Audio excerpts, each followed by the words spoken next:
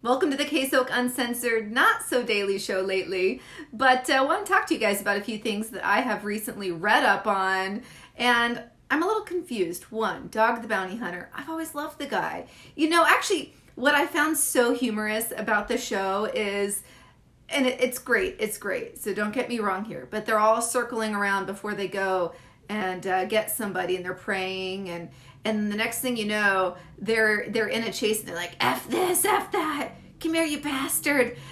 Hilarious. My family, we just used to crack the hell up over that. And anyways, I was just watching something with Dwayne, Dog the Bounty Hunter, and he was talking about how he feels that he has a campaign, Get the Lead Out, and he just basically feels that there should not be lethal bullets.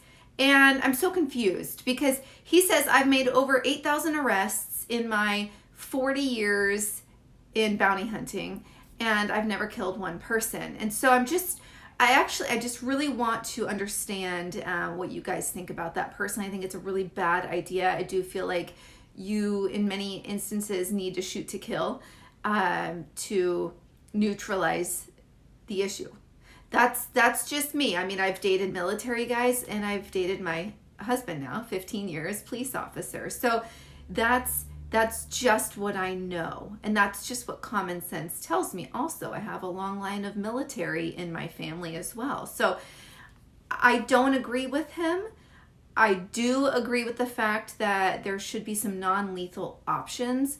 But the fact of the matter is if the criminals have a lethal weapon, why should the good guys not be able to match them, right?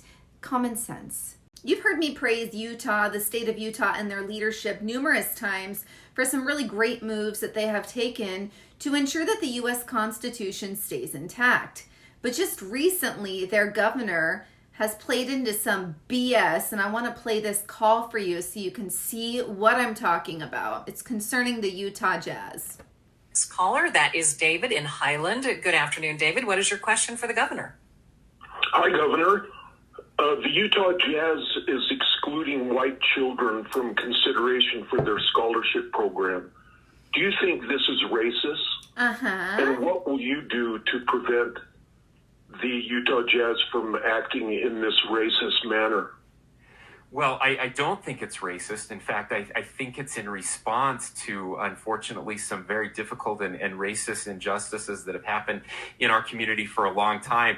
And I'll tell you what I'm going to do for the Utah Jazz. Absolutely nothing. Because you know what? I believe in the Constitution, and I believe in the freedom of businesses to make decisions, and decisions that are right for them. Your kid or my kid, they have no right to the Utah Jazz's money, and the Utah Jazz and Ryan Smith can do the things that they want to do with their funds. I was going to say the F word. Okay, so this guy says, I believe in the U.S. Constitution, which I agree with. He does. Like, things that have been done in Utah in the past year are definitely moves to ensure that the Constitution stays in place, intact. That said, this is wrong, in my opinion. And clearly other people are irritated by it too, because it wouldn't have gotten out there like this. What do you guys think on that? Yeah, he's right. I mean, that's the same thing. They're saying all of these technology companies, they have the right to do what they're doing. Shadow banning me, shadow banning other conservative podcasts. But just because they have that right, does it mean it's right? I say, hell no. This is actually very motivating and uplifting to listen to. So there was a recent poll that went out to NPR listeners and PBS viewers, which in my opinion and experience, those are usually leftist-leaning individuals.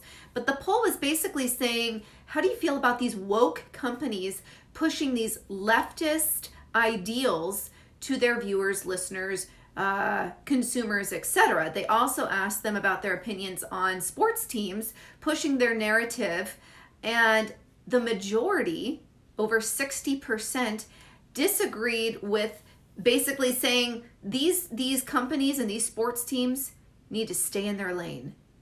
Why is that person outside my house taking a picture?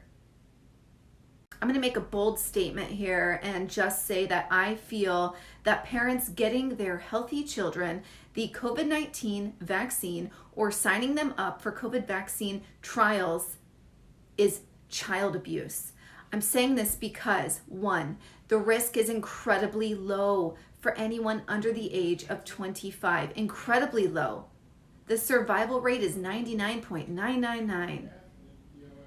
The other thing is that there are so many unknowns right now with this vaccine. Go research a girl named Maddie who's 12 years old and her parents signed her up for the COVID vaccine trial. These trials are being ran on children as young as 6 months old. Maddie is in a living hell and may not even survive at this point in time. Anything that could go wrong with you has gone wrong with her after her second vaccine. I know somebody who is pregnant and they just got the vaccine. And to me, I'm thinking, man, your unborn baby had no say in this.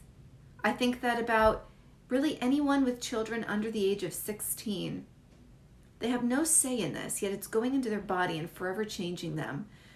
And just my personal statement is, I don't know if child abuse, child neglect.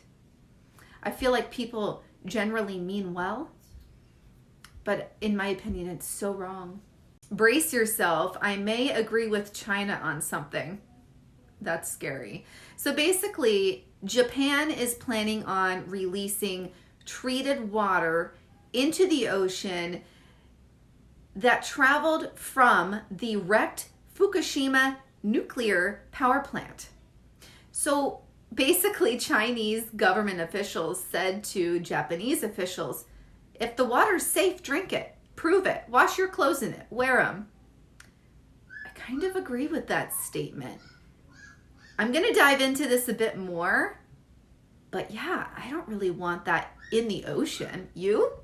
Zuby from @ZubyMusic dropped something on Twitter that I actually thought was a really good thinker. So the entire continent of Africa has 1.3 billion people, okay? They have had less COVID deaths than the UK, where there's 65 million people. He goes on to say, despite the fact that they have the worst healthcare, millions unable to lock down, and minimal vaccines available. He said, in fact, only South Africa was significantly hit, yet few want to talk about this. Great points there. I mean, come on. You guys have to think about this. Why? Do your digging. Why? Why do you think that is? So as you guys know, I've been under the weather, and I had preemptively asked Ben Edel, who is the founder and director of Free Oregon, who was actually my Oregon representative back in February. I asked him to guest host KSOK Uncensored yesterday, and he was able to get an amazing guest in a short amount of time. It's the BC preacher, the Black conservative preacher from right here in Portland, Oregon. Both Ben and Quincy, the BC preacher, grew up in the 90s and 80s, of course, but they were teens in the 90s here in Portland, Oregon, and they talked about critical race theory and just what it was like back then versus what it's like today with the agenda being pushed and just shoved down our throats. Such a great, transparent topic. Please go listen to it. There's not many views on it right now, and it just makes me sad because it was such a great segment. I will be back next Thursday on KSOK Uncensored, and I have 2 guests, and the state that we are covering is South Carolina. Lots to talk about. Please tune in, and meanwhile, please look for me for my daily as I can make it, my daily reports. Thank you guys so much, and please like and subscribe so we can fool the algorithm and get me unshadow banned.